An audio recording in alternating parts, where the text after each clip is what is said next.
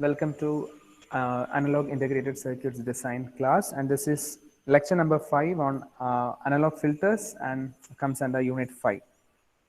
So in the previous classes, previous 4 lectures, we discussed about filters, and basically that was a discussion on passive filters, and we discussed first order filters so far.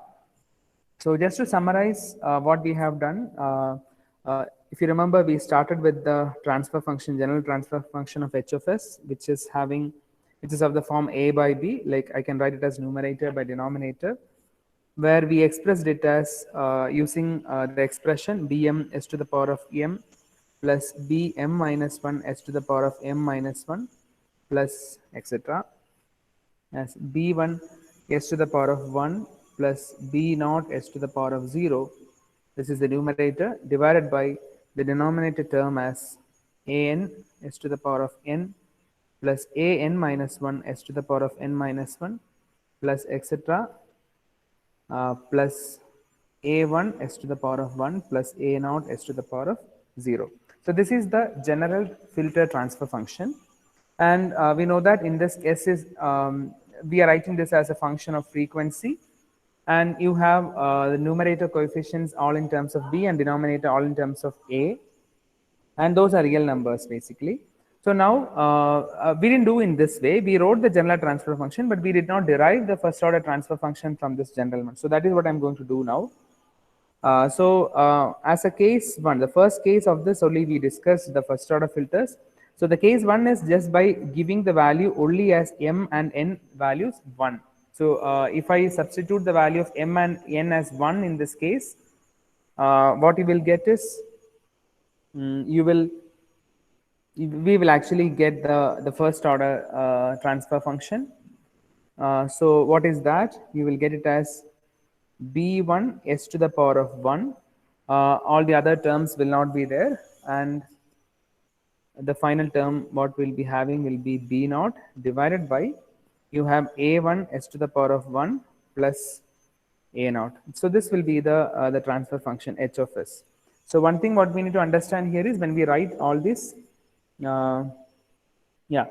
so this is the transfer function what we will get if you substitute m and n as 1. So the transfer function what is shown here is the transfer function of an mth order filter. You can think about like that. And now I hope you are familiar with something called as bilinear function, where you have the function or the transfer function of this form, where it is a plus this form, like b1s plus b naught divided by a1s plus a naught. So this is basically a first order transfer function. We discussed this transfer function before. This is the first order transfer function. Now this can be further modified as, if I take b1 common in the numerator, I can write it as s plus b naught by b1. And if I take a1 common in from the denominator, I can write it as s plus a naught by a1, right? So so this is what we expressed in general expression as alpha into s plus z1 divided by s plus p1. I hope this you remember, because when we started the discussion on first order filters, this was the general form what we have taken, yes, alpha into s plus z1 divided by s plus p1, and that comes from the general transfer function expression. I think I hope I have written that. Yeah, this is okay. We wrote in this form, not in the other form. All right. I hope this is clear. So this is a general expression, and from that we can write by substituting the values of m and n, we can get any order of filters from here. Now there are certain things to be followed, that generally the numerator values like b1 and b0, especially in the case of first order filter, b0 and b1, these values can be negative or positive or even 0. These values can be of that form. But denominator terms like a1 and a0, generally this should be non-negative. So why non-negative is, so that is for the reason, or to ensure that they lie on the left half of S-plane, as I mentioned before, for a to ensure stability, or to ensure that They lie on left half of S plane.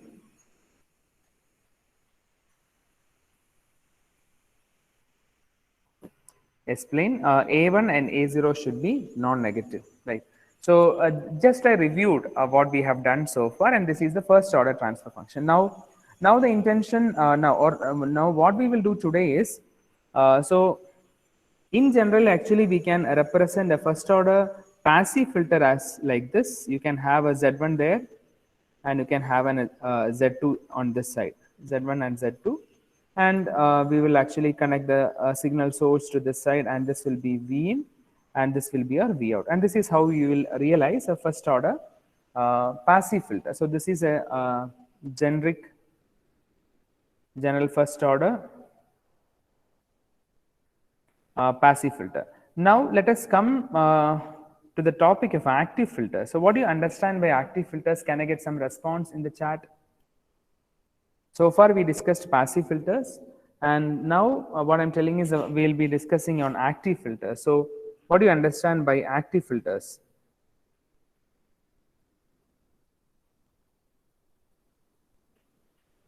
Yeah, it will have BJT and MOSFET. Yes, it'll definitely use some gain block. Yes, it'll definitely use some active components like BJT and MOSFET in order to get a gain. That is true.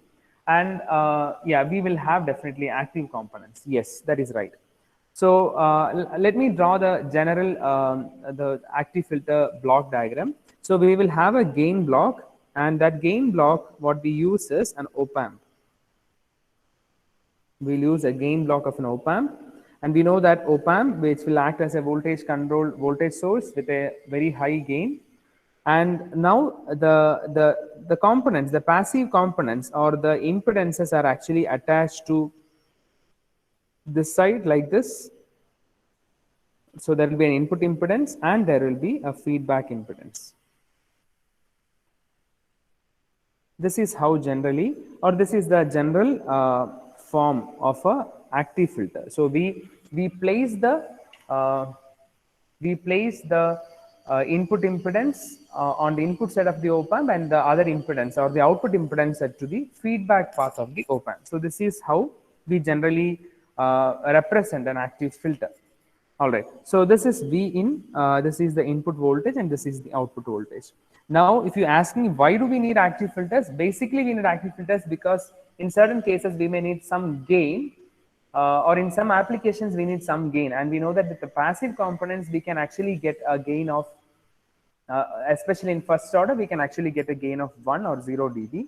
So if you want to have gain, definitely we need the help of some active components. That is why we have introduced the active block or gain block or op-amp in this case.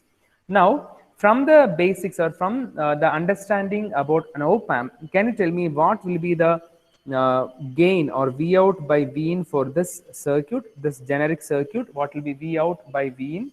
Can I get some response in the chat? You can assume that the open loop gain, the gain of this op-amp is very high.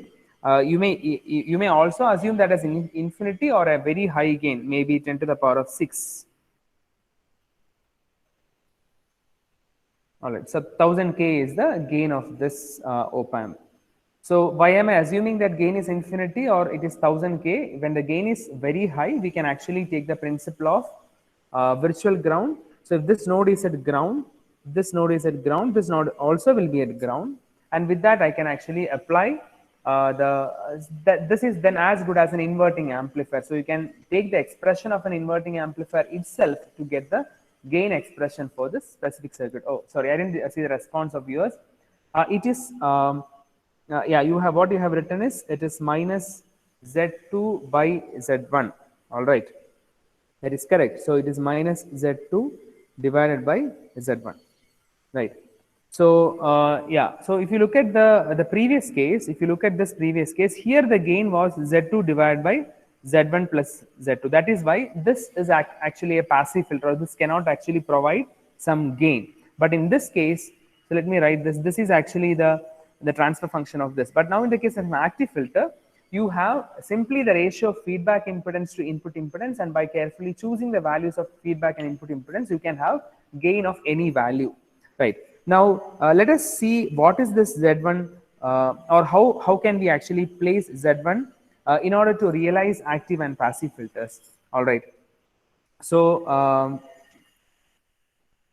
now the next question is, or how what we'll do now is how we will choose Z1 and Z2 such that we can actually realize a passive first order filter of this same form, same form with having an alpha into S plus Z1 and into S plus P1. So what we are looking for is a transfer function of this form, S plus Z1 divided by S plus P1. So can you tell me what I should take for Z1 and Z2 in order to get an expression of this form where you will have 1 0 and 1 pole?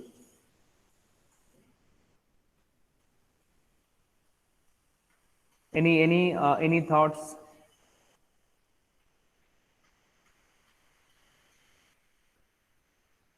So you need a 0 and you need a pole. That means so 0 basically you are getting a 0 value from the numerator. So Z2.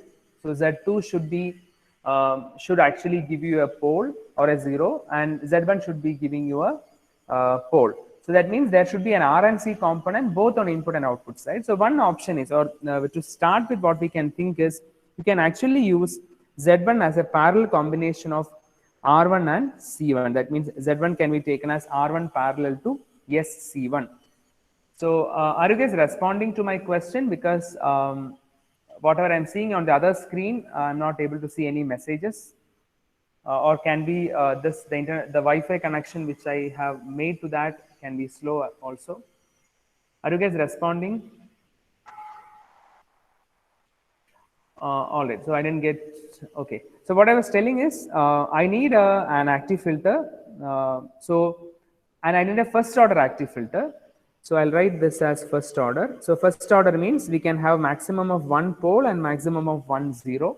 So in order to have a pole and a 0, we should choose components accordingly on the feedback side and input side. I know that if I'm using only resistors on feedback and input, I am not going to get any 0 or a pole, because the gain will be just minus R, the feedback resistance by input resistance, right? So what I need to use here is I need to use, along with resistance, I need to use another component which can actually bring in a pole or a 0, that is basically a capacitor. So what I'm telling is, on the input side, I will use an R and C in parallel, and on the feedback side, I use another R and C in parallel. So this is a one form.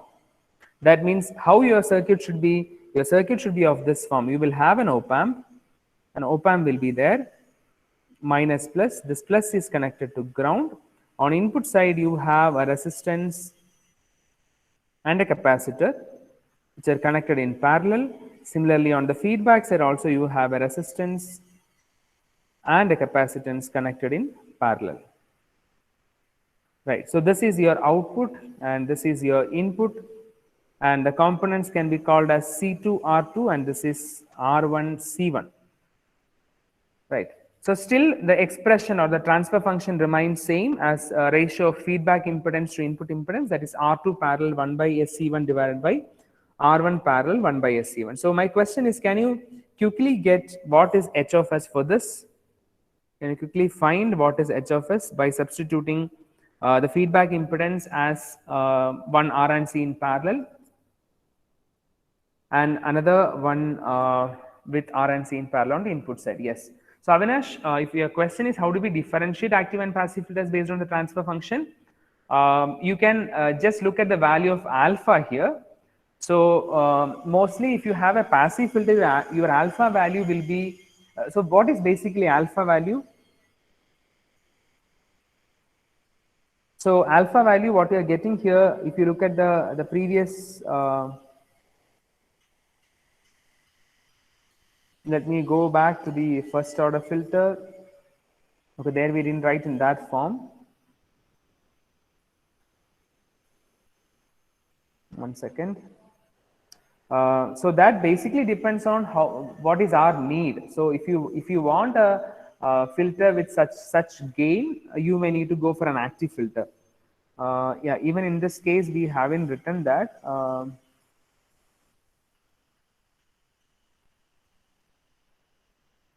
Maybe in the very first case. Yeah, so here, even though it is not in the fully in the first order form, you can say that alpha here is 1 by RC, and that value is lesser than 1, or that is not providing any DC gain to the system. You can say that that is a passive filter. Otherwise, it will be an active filter. Differentiation basically comes from our need. So whether we need to implement an active filter, so that you need a gain of around, say, some 10 dB gain in your pass band and some 0 dB or some minus 10 dB gain in the stop band. So depends on that only we will decide whether we need an active filter or a passive filter. Generally, the filter transfer function is for it will help us to decide the order of the filter. Is it clear, Avinash? So, sir, speaking alpha, if alpha is like greater than 1, we say it as an active filters. Yeah, we can say that. Yes. Okay, sir. Yeah. All right. So let us see. Definitely, we'll see one example here. Yeah. So what will be your HFS when you substitute this? HFS will be equal to minus of R2 parallel. It is feedback impedance 1 by SC1 divided by R1 parallel 1 by, sorry, this is SC2 SC1. So always remember, when you write R parallel 1 by SC, if there is a resistance and capacitance in parallel, R parallel 1 by SC, it can be written as R into 1 by SC divided by R plus 1 by SC, right? So which is nothing but, you can write this combination, or whenever you have this combination, what you can write is, it will be equal to R divided by 1 plus SRC. Right, so this will be R parallel 1 by C. So the same thing you can apply here. So in that case, if I am writing what is H of S, you can write it as minus of R2 divided by 1 plus S R2 C2 divided by R1 divided by 1 plus S R1 C1. Or this can be further written as minus R2 by R1 into 1 plus S R1 C1 divided by 1 plus S R2 C2. This is the transfer function H of S. Is this clear? I just took R parallel 1 by SC on the numerator and denominator, and that resulted in this form. I hope this is clear. If it is clear, can I get some response in the chat?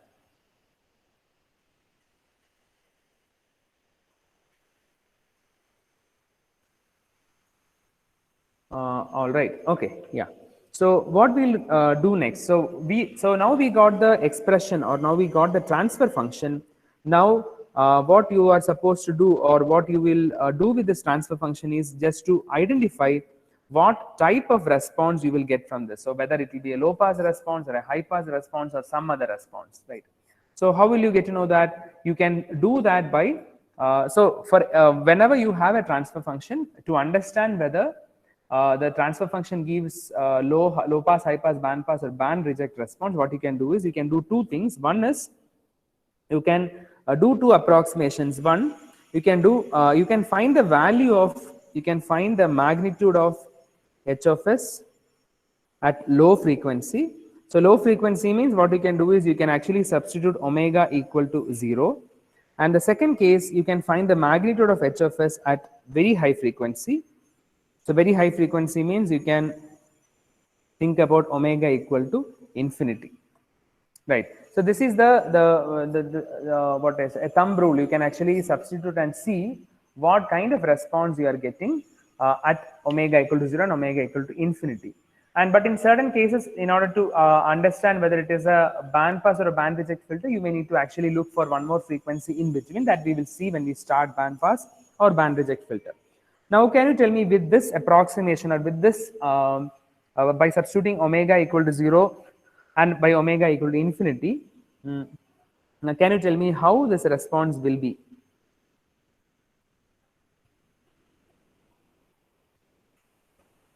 Or before that, can you tell me from the transfer function whether you have only one pole and one zero? So let me write the value of 0 here.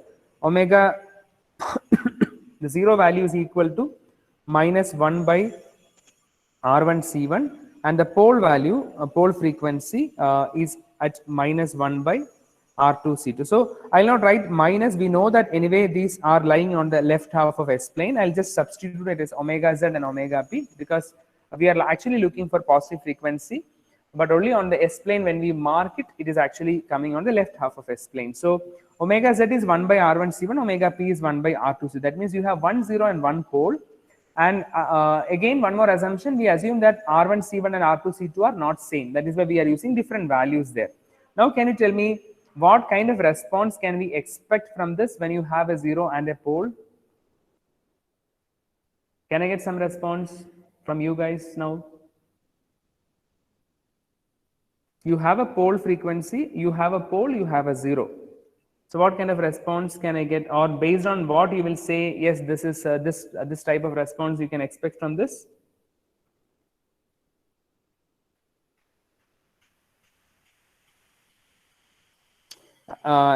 Depending on R and C, yes, depending on R and C, but more than that, we can say it depends on the value of R1 C1, because we have two frequency. One is 1 by R1 C1, another one is 1 by R2 C2, right? Now, we can say that if R1 C1 is greater than R2 C2, that means if R1 C1 is larger and R2 C2 is smaller, this will actually come first and this frequency will come late. So if R1 C1 is greater than R2 C2, what can I conclude? I can conclude that this is of a low pass response, isn't it? If R1 C1 is greater than R2 C2, I can say that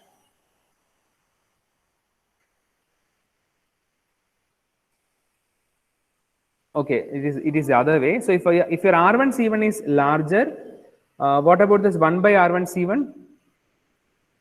If R1 C1 is greater than R2 C2, your omega Z will be lesser than omega P. Are you getting this point?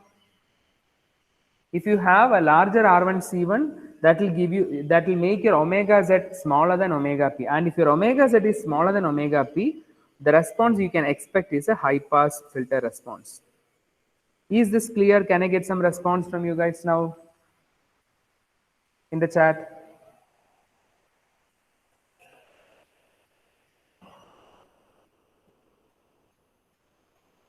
Some more response?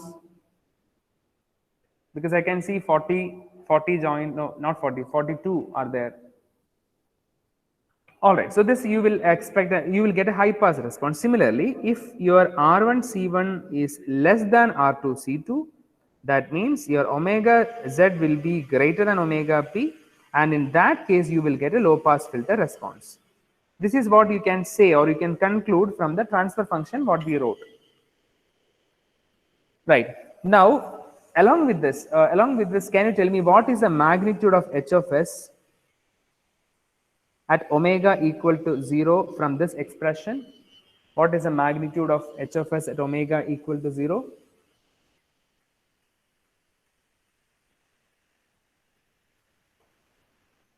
Can I get some response? At 0 frequency, what is the transfer function of this filter?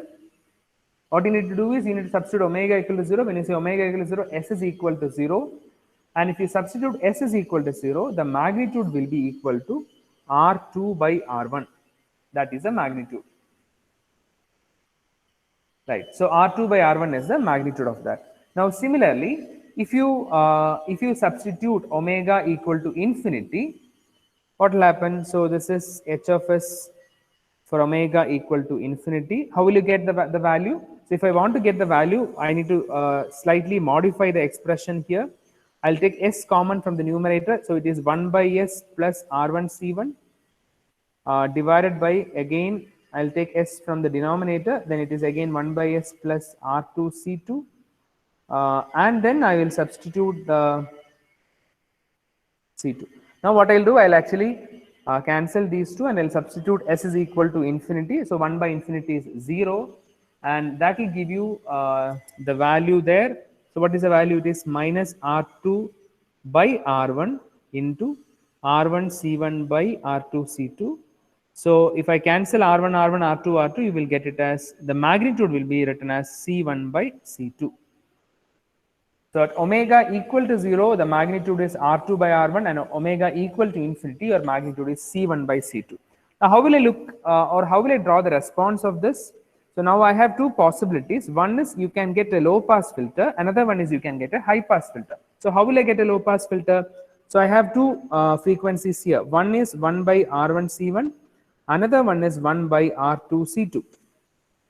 So if your R1 C1 is larger than R2 C2, as we discussed here, R1 C1 is larger than R2 C2, your omega Z will be less than omega P. That means you will get a high pass filter response. So when you say high pass filter response, it will actually start like this, and at omega P, ideally, it will go to a high value. It will increase, and then it will actually come to zero slope when you encounter the so this is your 0 and this is your pole, and what is this value? DC gain is equal to R2 by R1. This is R2 by R1, and similarly what I have here is C1 by C2, where this is magnitude of H of S. I hope this is clear, and this is a high pass filter response. Can I get some response from you guys in the chat? So this is a high pass filter response. Yes, thank you. So similarly, if you look at the other way around, that is when you have your omega P lesser than omega Z, that is you have 1 by, this is 1 by R2 C2, and then comes your R1 C1, 1 by R1 C1. That means this will give you a low pass filter response. So at 0 frequency, it is R2 by R1, and here it actually start reducing, and at this frequency, it will become 0 slope, and this value is equal to C1 by C2. Now, this corresponds to your omega P, this is your omega Z, and this is basically a low pass filter response, and this is the magnitude of the transfer function. I hope this is clear. All right, so now if you look at this, you can see that this is, because this is a first order filter, this when your frequency changes 10 times, you can expect a maximum of 20 dB increase in gain. Similarly, if you look at this, you will actually get a fall in gain of 20 dB when your frequency changes 10 times, that is decade. Decade is 10 times change in frequency. All right. Now, if this is clear, can we quickly design a filter with again an active filter with this condition? Can you quickly, are there any questions? If you have questions, please put in the chat box. Otherwise, we'll quickly design a filter. After design, we will also simulate and see how this filter is having that specific response. Can you quickly help me to get the values of this? The question is this: design a first order active filter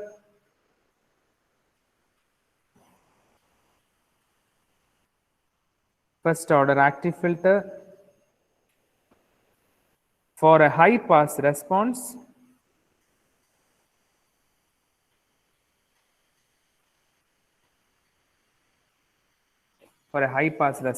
so that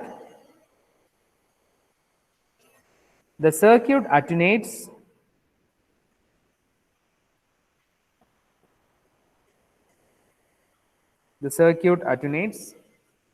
an interferer at 1 megahertz by 10 dB and passes frequency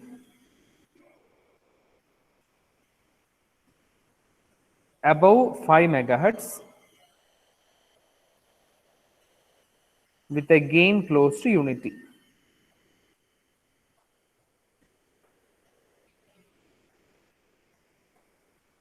Right. So before proceeding with this design, let me also tell you whatever response we have drawn here. This is also a kind of an ideal graph. Yeah, this is not a brick wall. Definitely, I have marked it with a slope of 20 dB per decade. But at the same time, you will not see that your DC gain will be R2 by R1 till you reach your 1 by R1 C1. Till you reach your zero frequency, you will not see that your DC gain will be constant. You will see actually a drop in this gain. Similarly, we have marked it here actually at infinite frequency, it will reach C1 by C2. Right, that is what we substituted here, right? We did approximation by just taking omega equal to 0 and omega equal to infinity. So for those two values, we got the magnitude as R1 by R2 by R1 and C1 by C2.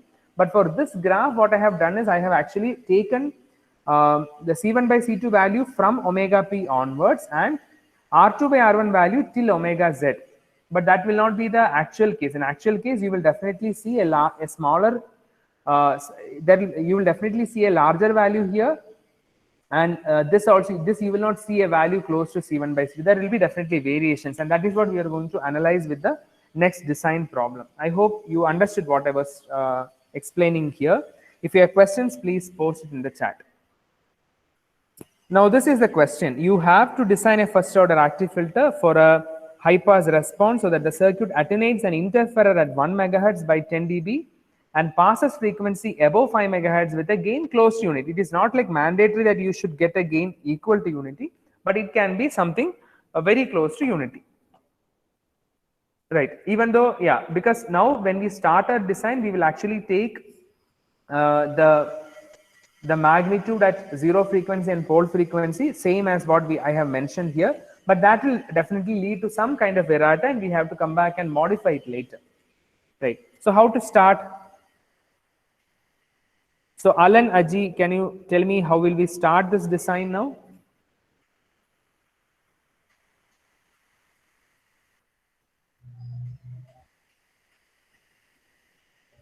Alan, Aji, are you there?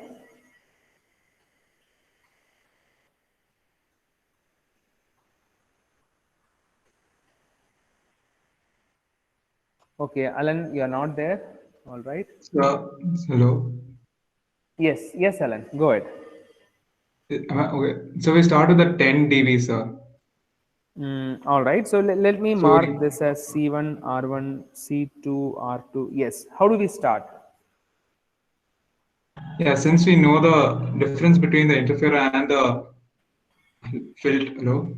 Yeah, I'm listening to you, please. Hello. We start with the 10 dB, sir. We'll start with the 10 dB means what?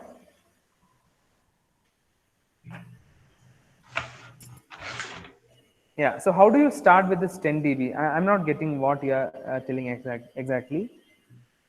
No, so since we know the points, the frequency difference between the points are 10 dB. So we find the lower, the omega, the pole point. Okay. All right. Okay. I think, yeah, you just listen. This is what we need to do. I hope you also got the same thing, but let me just let's explain that.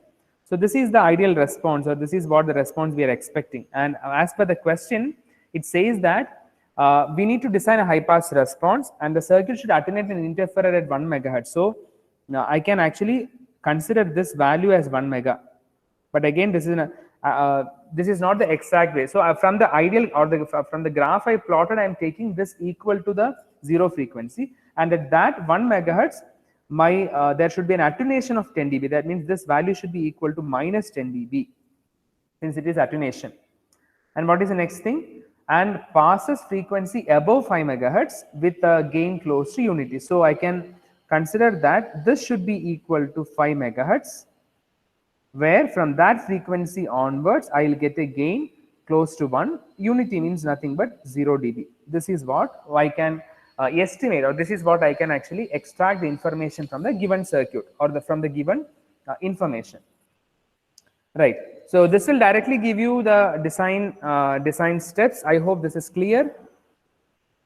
So there are two things. One thing what I can write is, since I have equated this to, this is a high pass response, and high pass response, we know that this value is C1 by C2 and this is R2 by R1. I can get these two ratios first itself. So what is C1 by C2? Let me write from here onwards. So solution I'll write from here. What is C1 by C2? C1 by C2 is 0 dB, which is equal to 1. Or I can say that C1 can be equal to C2. Right. So let me just assume the value. Okay, let it be there. We'll take the values a little later. Now, what is the second thing? I can also say that R2 by R1 is equal to minus 10 dB. So what is minus 10 dB? Can someone tell me what is the value of minus 10 dB? To what it is the close value, minus 10 dB?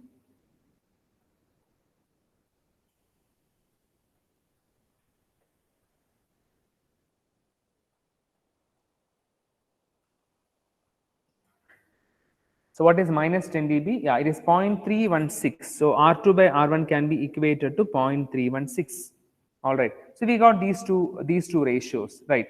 Now, one more thing I can say, two more things we can observe. One is, I know that this is the zero frequency, this is omega z, and this is omega p.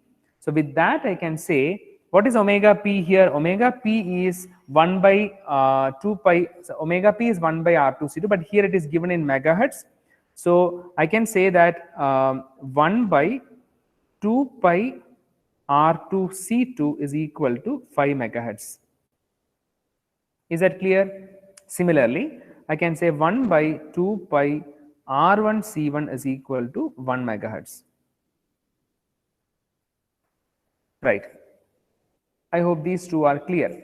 So now let me look. So I know that C1 and C2 have the same value. So let me just put this as equation 1, this as equation 2, and this as equation 3. And now if I just multiply equation 1 and 2, if I do this, what will I get? Left hand side I will multiply R2 by R1 is multiplied by 1 by 2 pi R2 into C2. Similarly, on the right hand side, I can multiply 0.316 into 5 megahertz. Right. Are you guys with me? Can I get some response in the chat? So what I can do with this is, it is equal to 1 by 2 pi R1 C2. C2 and C1 both are same. So I'll write 1 by 2 pi R1 C1 is equal to 0.316 into 5 megahertz. Can someone tell me what is 0.316 into 5 megahertz? It is close to, can I get the value of 0.316 into 5 megahertz? Quickly, can I get the value so that I can even show the simulation in this class itself? It is 1.58. I think it is 1.58 mega. Is it 1.58 mega? Yes. All right. So with that, I can say, now from this I can say 1 by R1C1 is equal to 1.58 mega into 2 pi. So it is 1.58 mega into 2 pi. And I know, so if I can, okay, now if I take the value of C1, say I know that C1 and C2 both are equal. So if I'm substituting the value of C1 as 10 picofarad, I can get the value of R1. Can you tell me what is R1? What value you are getting for R1?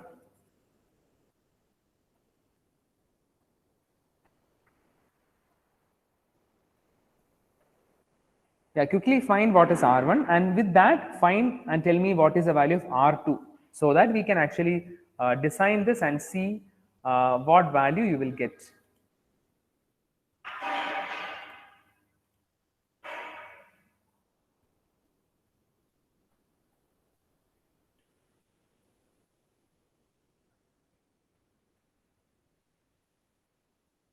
Can I quickly get the answers? So you should get R1 value. Now we have the ratio of R1 and R2. R2 by R1 is 0.316. So with that you should find what is R2. This is equal to C2 from the initial expression. Alright, it is 10 points. So R1 is equal to 10.07. Okay, 065 and 07. I think it is close to this value. It is 10K, but let us just put the exact value. And what is R2? R2 value? Yeah, it is 3.183 kilo ohms. This is R1, R2. Now we have C1 and C2 as well.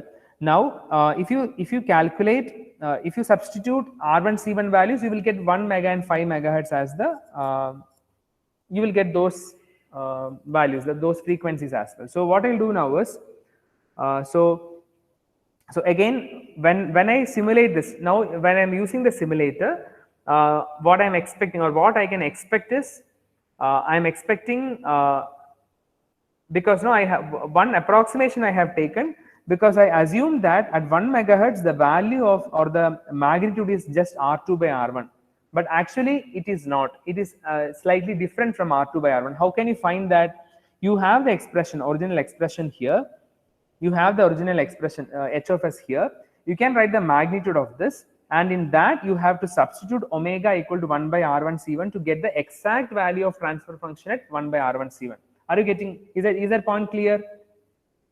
You have the transfer function, and if you want to find the exact magnitude of h of s at 1 by R1 C1, you have to write the magnitude of this and substitute omega equal to 1 by R1 C1, and from there you have to get the expression, or you have to get the value for magnitude of h of s. Is that clear? Can I get some response?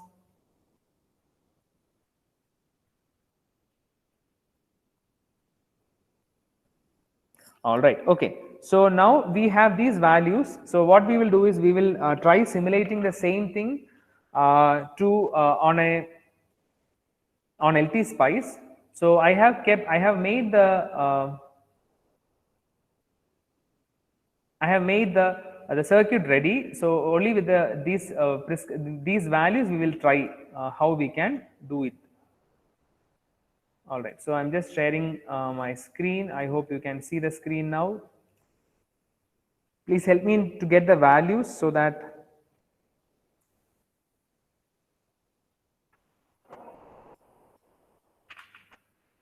all right. So can you see the screen? Can I get some response in the chat? All right. Yes, sir, we can see. Thank you.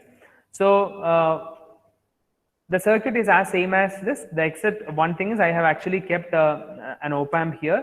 Now, how will you just create an op amp? Because in second unit we understood, or we learned how to design op amps like telescopic, folded cascade, or whatever it is. But the model what I kept here is an ideal model. So how to create an ideal model of an op amp? It is just a voltage control voltage source. That is what I kept here. So I'll just show what is there inside.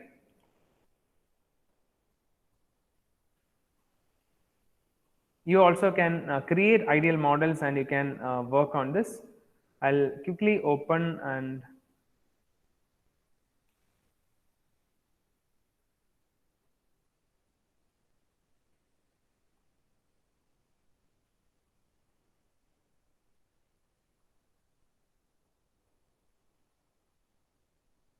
yeah. So this is what this is the op amp model what I created. So you have two inputs, minus input and plus input, and I have just taken a voltage source, and whose value is 100 into 10 power 6, or it is 10 power 8 as the gain. So ideal model means you can keep a voltage control voltage source with the gain equal to infinity. So for infinity, I just kept 10 to the power of 8. So this is what I have the model here.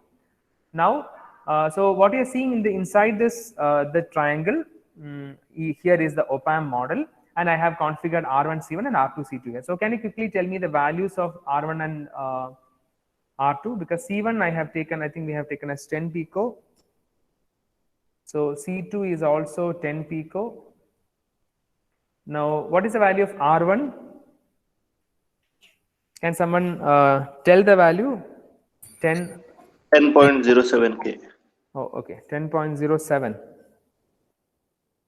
Okay, 10.07K. That is R1, and what is R2? It was somewhere around 3.183.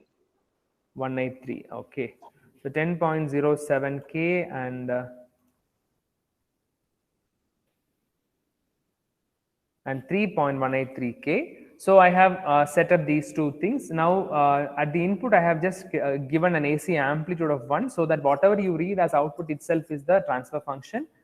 All right, that is only additional setup what I have done, and in a simulation command window, AC analysis. I have taken the sweep as decade. I'm plotting 100 points starting from 0.1 to close to 1 giga, 1000 megahertz. This is what the AC analysis setup what I have done. Now, after saving, if I can run, all right.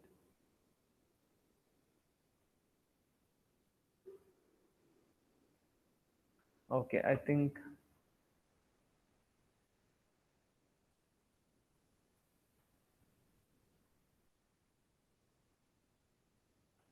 $10.07K, all right.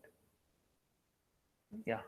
So now the value is correct, right? 10.07K. Yeah, if it is different, we'll check it later.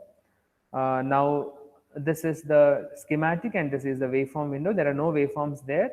So if I move, there are two ways you can add the waveforms. After simulation, directly you'll get the spin to select the voltage, and if you want to get the current, if you move through the components, you will get the current. So one way is just to click the output, or you can do right click and add traces, and you can just select the Vout. So since we are getting Vout directly here, I am just clicking it, and I'm just removing the plot response, and what you're seeing on the screen now is the high pass filter response, right? So even though we marked it as sharp edges, that is not true. So if you want to read the values, you can read the value here, because see, this is minus 10 dB exactly at low frequency. But since we made an approximation of 1 megahertz also with R2 by R1, that is where this error has come. So if you look at 1 megahertz, the value is not 10 dB, minus 10 dB, it is close to minus 8.69 dB. So there is a small error here. So this could be rectified by exactly getting the value at the magnitude of HFS at 1 megahertz or at omega z. Right, so this is the expected was minus 10 dB, we are getting close to minus 8.69, and that is 1 mega. And the other requirement was at 5 megahertz or more, greater than 5 megahertz, the gain should be close to 1. So here is our 5 mega. So this is 1.9, 1, 2, 3, 4, 5. This is our 5 megahertz, and if you look at the value at 5 megahertz, I'm just clipping it close to 5.0. Yeah, what we are expecting is very close to 0 dB, but we have a magnitude of minus 2.5 dB. And I hope you understand that the error or the difference in this magnitude at 1 megahertz and 10 megahertz is basically because of we have actually taken the values at 0 and infinity at omega z and omega p2. So if we want to modify this design, we have to actually work on getting the exact values and then perform the analysis. Is this clear? All right. So if you have any further questions, I can take it now. So this is what here we'll wind up for the today's class. So what we did is we started with an active filter, first order active filter, and we saw the general transfer function. Then from that we substituted m and n equal to 1 and got the first order transfer function. And then we looked for an active block, and by keeping suitable impedance on input side and feedback, we got the first order active expression, transfer function expression. All right, let me just show that.